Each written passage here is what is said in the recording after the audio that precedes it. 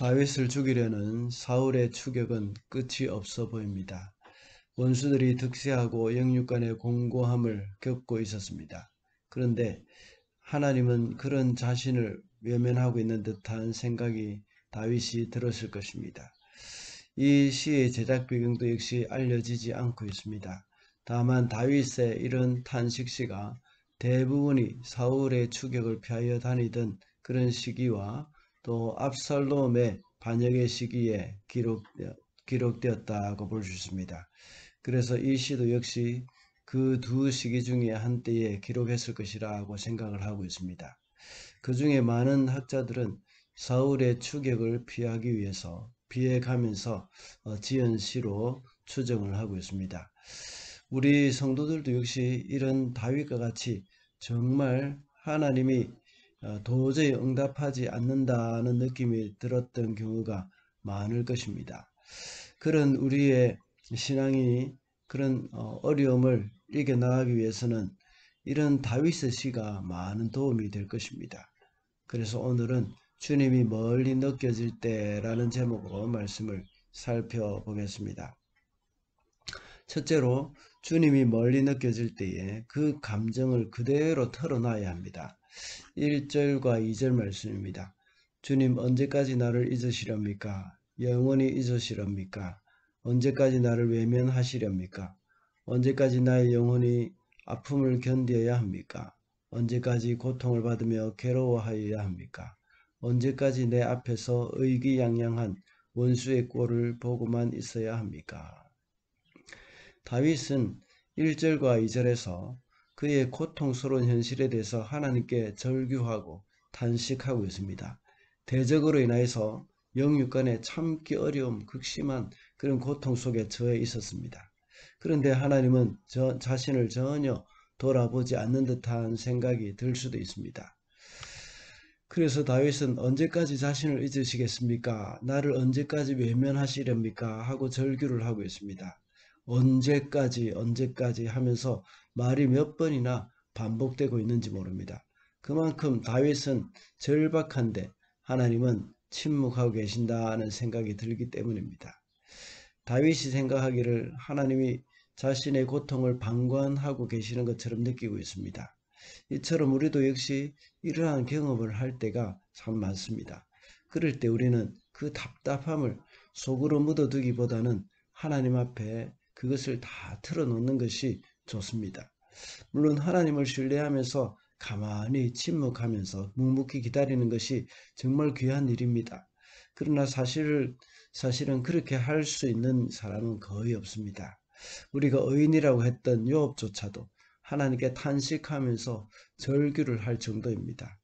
우리는 하나님께 우리의 연약함을 고백하면서 우리의 마음을 쏟아 놓아야 합니다. 우리가 그렇게 기도하지 않더라도 물론 하나님께서는 우리의 마음을 다 아실 것입니다. 그러나 우리의 솔직한 마음을 그대로 하나님께 아뢰어야 합니다. 그것이 하나님과의 관계의 지혜라고 볼 수가 있습니다. 둘째로 주님이 멀리 느껴질 때에 하나님께 대한 신앙을 잃지 않도록 기도해야 합니다. 3절과 4절입니다. 나를 굽어 살펴주십시오. 나에게 응답하여 주십시오. 주 나의 하나님, 내가 죽음의 잠에서 빠지지 않게 나의 눈을 뜨게 하여 주십시오. 4절입니다. 나의 원수가 내가 그를 이겼다 하고 말할까 두렵습니다. 내가 흔들릴 때에 나의 대적들이 기뻐할까 두렵습니다. 다윗은 자신이 그 기가 막힌 상황 속에서 하나님께 도움을 구하고 있습니다. 특별히 3절의 말씀에서 죽음의 잠에 빠지지 않게 눈을 뜨게 해달라고 기도하고 있습니다.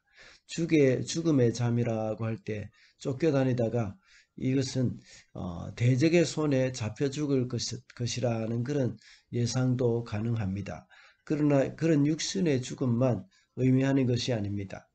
그가 하나님에 대한 신앙을 잃는 것, 그것을 의미하는 것이기도 합니다. 육신의 고통이 계속되다 보면 자기의 연약함으로 인해서 하나님과 실제적으로 멀어지지 않을까 염려를 하고 있는 것입니다. 그가 하나님이 멀게만 느껴지는 가운데 낙심하여서 하나님에 대한 기대감도 없어지고 믿음도 없어질 것에 대한 두려움이 있었던 것입니다. 이것은 육신의 죽음보다 더 큰 나락으로 떨어지는 것이기 때문입니다. 다윗은 밧세바와 간음한 후에 철저한 회개의 기도를 하면서 그 내용 중에 주의 성령을 거두지 마옵소서라고 했습니다. 이것이 바로 다윗의 마음입니다. 다윗에게 가장 중요한 것은 하나님이 자신에게 떠나는 것입니다. 우리도 역시 신앙생활 가운데 주님이 멀리 느껴지고 여러 가지 고난과 걱정거리들이 우리를 사로잡을 때가 있다고 했습니다. 그때에 가장 두려워해야 할 것은 원수의 그런 공격이 아닙니다. 우리를 대적하는 사람들의 공격이 아닙니다. 우리가 가장 두려워해야 할 것은 하나님에 대한 신앙을 잃어버리는 것, 그것을 우리는 두려워해야 합니다. 우리의 어려움에만 집중하는 경우가 많습니다.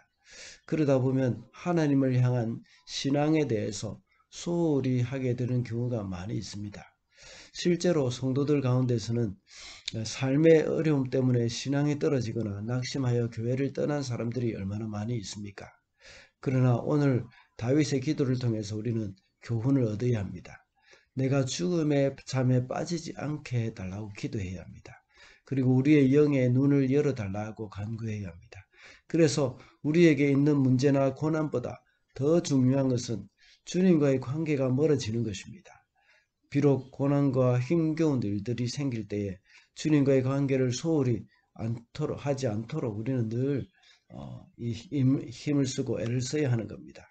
4절에 나와 있는 것과 같이 주님과의 관계를 소홀히 하지 않는 것이 원수로 하여금 승리하지 못하게 하는 방법입니다.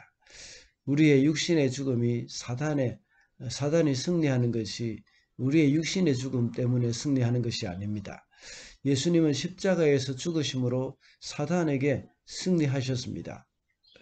우리도 역시 육신의 죽음이나 어려움을 당하는 것이 지는 것이 아니라는 것을, 사단에게 지는 것이 아니라는 것을 명심해야 합니다.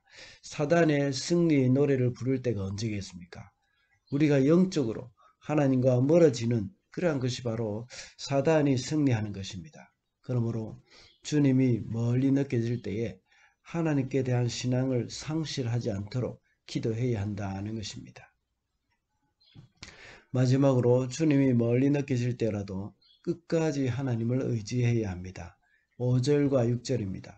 그러나 나는 주님의 한결같은 사랑을 의지합니다. 주님께서 구원하여 주실 그때에 나의 마음은 기쁨에 넘칠 것입니다. 주님께서 나를 너그럽게 대하여 주셔서 내가 주님께 찬송을 드리겠습니다. 이렇게 다윗은 1절과 2절에서는 하나님을 향하여 언제까지 자신을 돌아보지 않을 것인지 절규하는 기도를 했습니다. 그리고 3절과 4절에서는 하나님을 향한 자신의 신앙이 떨어지지 않기를 기도하면서 원수가 승리하지 않도록 기도했습니다. 그리고 마지막 방금 읽은 5절과 6절에서는 자신의 기도에 대한 하나님의 응답을 확신하고 있습니다. 그래서 응답하실 하나님을 찬양하고 있는 것입니다. 하나님이 자신을 구원해 주실 것에 대한 믿음을 가지고 자신의 마음은 기쁨에 넘칠 것이라고 고백을 하고 있습니다. 비록 지금은 여러 가지 어려움으로 인하여서 하나님이 멀게만 느껴지지만 그의 기도를 응답해 주실 것을 확신하고 기뻐하고 있습니다. 사실 이렇게 기뻐하는 순간에도 다윗의 상황은 사실 변한 것이 없습니다. 우리는 여전히 사울에게 쫓겨다니고 있는 다윗을 기억해야 합니다. 그리고 대적은 활기를 치고 다닌다는 것을 우리는 생각해야 합니다. 그러나 하나님께 기도할 때에 그는 확신을 가지고 기뻐할 수 있습니다. 우리도 그런 경험들이 늘 있을 것입니다. 새벽 기도에 나와서 하나님 앞에 기도하며 참 고통스러운 마음을 가지고 끙끙 앓기도 하고 또 눈물을 흘리기도 합니다. 그러나 기도를 마치고 교회당 문을 나설 때에 비춰오는 그 아침 햇살을 받으면서 마음이 아주 가벼워지는 것을 경험하셨을 것입니다. 이런 것이 바로 신앙인의 즐거움입니다. 그러므로 우리는 주님이 멀리 느껴지더라도 끝까지 하나님을 의지해야 하겠습니다. 말씀을 맺겠습니다. 오늘은 하나님이 멀리 느껴질 때라는 제목으로 말씀을 살펴보았습니다. 하나님이 멀리 느껴질 때 우리는 그 감정을 그대로 털어놓아야 합니다. 그리고 하나님께 대한 신앙을 잃어버리지 않도록 기도해야 합니다. 그리고 하나님이 멀리 느껴질 때라도 끝까지 하나님을 의지해야 한다고 했습니다. 그래서 우리가 이 땅에 살아가면서 당하는 모든 어려움 가운데서도 승리하는 저와 여러분이 되시기를 바랍니다.